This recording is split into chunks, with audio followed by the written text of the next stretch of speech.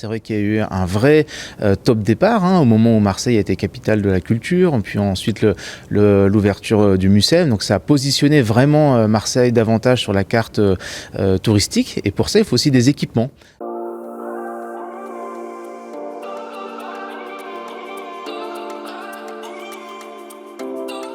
Marseille a réalisé l'une des meilleures performances cet été, si on prend juillet-août, c'était la meilleure performance nationale pour une agglomération.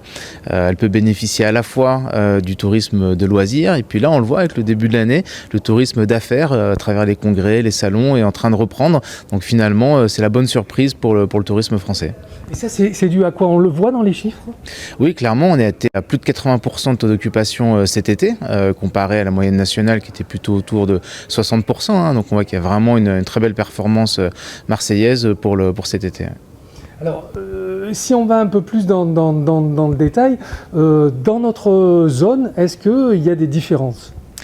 Alors oui, effectivement, vous allez avoir des endroits qui sont beaucoup plus connus sur PACA et qui sont très très saisonniers. On peut penser au littoral, beaucoup moins urbain, qui va très bien fonctionner pendant l'été, qui a d'ailleurs bien fonctionné cet été. Quand on va arriver sur les grandes métropoles, là on a des dynamiques qui sont différentes. D'abord, il faut que ça puisse marcher tout au long de l'année, même s'il y a des périodes un peu hautes. On sait que l'entrée dans l'hiver est toujours un petit peu plus délicate, il y a un peu moins de tourisme de loisirs, mais ce sont des vrais potentiels en réalité sur lesquels on peut travailler et puis arriver à trouver peut-être d'autres éléments pour attirer les voyageurs et pour visiter la ville, y compris dans des périodes, on va dire, plus calmes ou historiquement plus calmes. Marseille, et c'est assez récent, a une hôtellerie de luxe aujourd'hui, véritable, alors que ça n'était pas du tout le cas il y a encore une dizaine d'années. Est-ce qu'elle fonctionne bien ?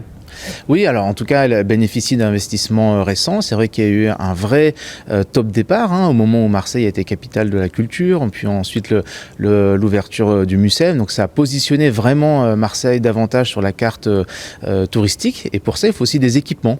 Donc ces hôtels qui sont plus haut de gamme sont venus renforcer la diversité des hébergements disponibles sur la destination de Marseille, ont permis d'accueillir d'autres profils de touristes. On pense aux Américains, mais il y avait aussi des touristes qui venaient d'Asie, qui eux sont en recherche, quand les gens viennent de loin, ils ont peut-être un peu plus de confort dans leur déplacement, mais c'est aussi très important d'avoir une hôtellerie traditionnelle, une hôtellerie économique, parce qu'il y a plusieurs usages. Il y a des gens qui viennent passer 3-4 jours, un week-end, ou qui viennent faire une nuit ou deux pour affaires.